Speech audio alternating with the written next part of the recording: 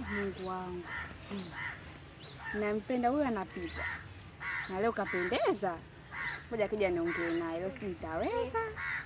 Jamani godi wangu.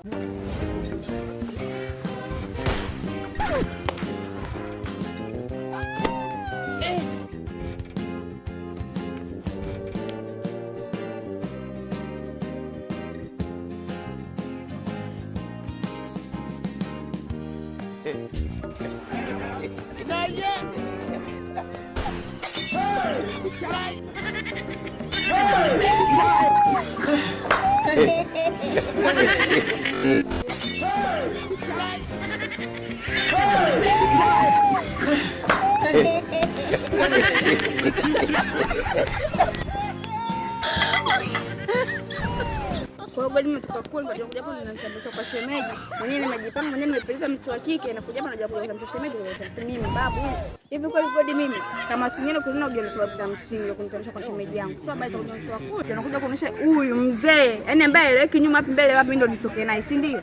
Kwa sasa hivi tumeweza kuvurugana akili, si ndio? Yaani mimi huyu mzee ambaye hata haeleweki mimi ninaenda kufanya nini kitandani huyu? Ndio kupotezana tu muda. Yaani naacha kula la na yeye kijana wangu 2000, ndio kutoka na mtu wa 70. Hivi kweli mimi chekishia alivyokuwa. Sasa usiniona kwa zimesinya mimi nitakuwa naniingizia nini huyu? Hebu achana na migodi afu mjue mimi na wewe je tumetoka mbali. Unakuja kuletea mtu kama huyu mimi hata eleweki. Mzee midevu ana hata eleweki nyuma wapi mbele wapi. Hivi wewe kijana leo uko una akili?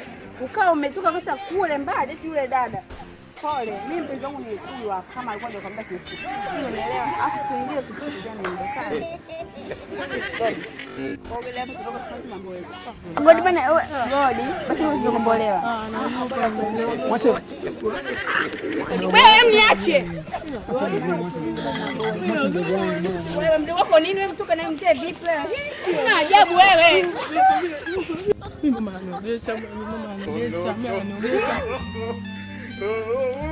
Anakagua, ogopa mimi. Kondo unakichukua mpaka unaogopa. Mimi naogopa.